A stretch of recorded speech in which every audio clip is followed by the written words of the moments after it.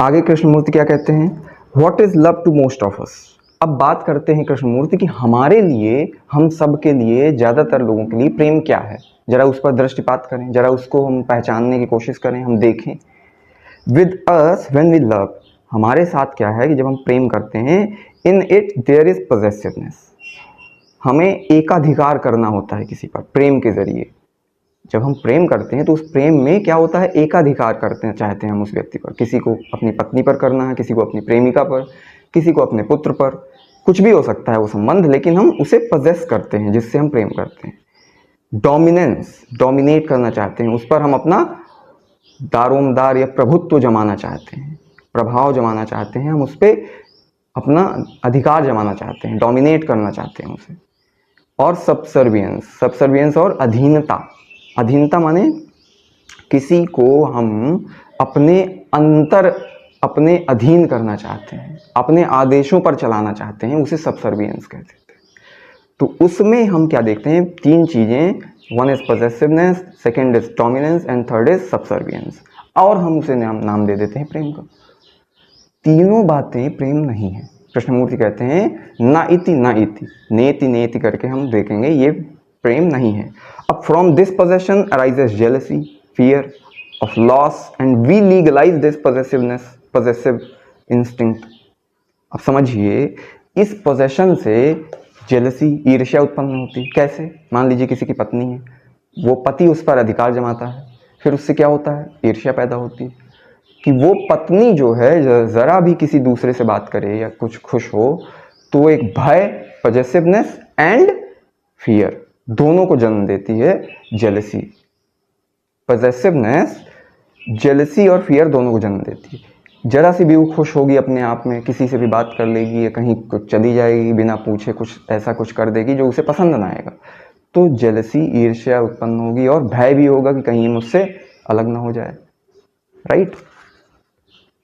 Fear of loss, जो कृष्णमूर्ति कहते हैं। एंड वी लीगलाइज दिस पॉजेसिवनेस, इस पॉजेसिव इंस्टिंक्ट को जो ह्यूमन बीइंग के अंदर होती है, जो बिना प्रेम को जाने दूसरे पर एकाधिकार करने को प्रेम का नाम दे रहा है, उस पे कृष्णमूर्ति कहते हैं कि हम पॉजेस करने लगते हैं, हम डोमिनेट करने लगते हैं, सबसर्विएंट करने लगते हैं। उसी से जेलसी उत्पन्न होती है, उसी से फियर ऑफ लॉस भी उत्पन्न होता है।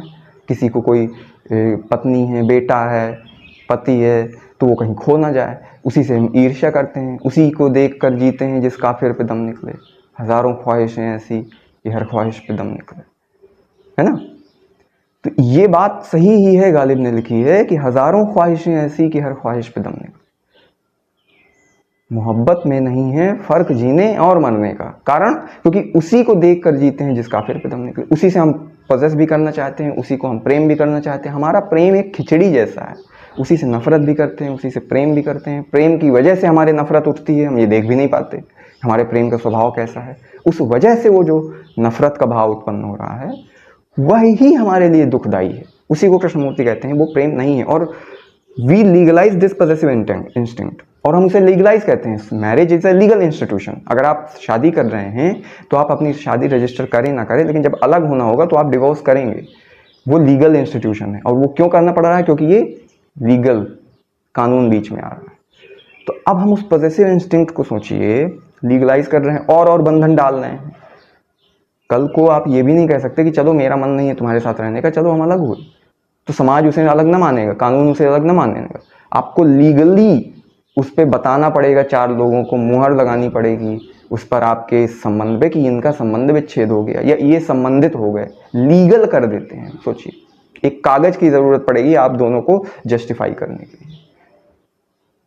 तो हम उस पॉजेसिव इंस्टिंक्ट को लीगलाइज भी कर देते हैं। इसकी वजह से और भी समस्या बढ़ जाती है, हम उस पर और भी बंधन हम पाते हैं कि और पढ़ रहे हैं। From possessiveness arises jealousy and innumerable conflicts with which each one is familiar.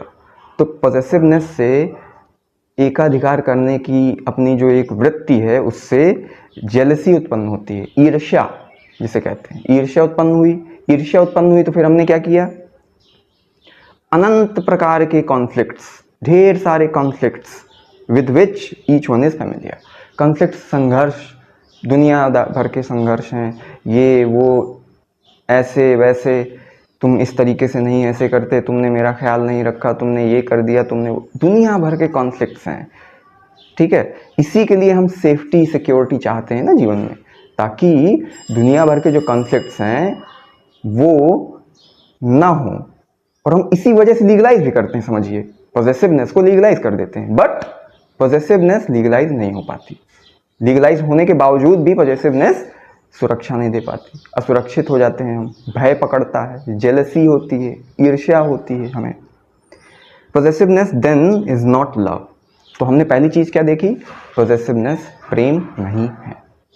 Krishnamurthy ने नेति नेति करके पहली बात देख ली, दिखा दी हमें सबको, जस्टिफाई कर दिया, प्रूव कर दिया कि पॉजेसिवनेस प्रेम नहीं है। अगर अदरवाइज इसमें दुख क्यों होता है? प्रेम में कोई दुख नहीं होता, प्रेम में कोई फियर ऑफ लॉस नहीं होता, फियर ऑफ पॉजेसिवनेस की वजह से फियर ऑफ जेलसी कुछ नहीं होता प्रेम में। तो हमने अपनी पहली इंस्टिंक्ट जो पॉजेसिवनेस की थी उसे पहचान लिया कि यह प्रेम नहीं है। नॉर इज लव सेंटिमेंटल, और प्रेम जो होता है वो सेंटिमेंटल भी नहीं होता। भाव आवेग में जो हम कुछ चीजें कर जाते हैं, भावावेश में, भावुकता प्रेम नहीं होता है ना, सेंटिमेंटल नहीं होता, भाव आवेशता नहीं होता प्रेम।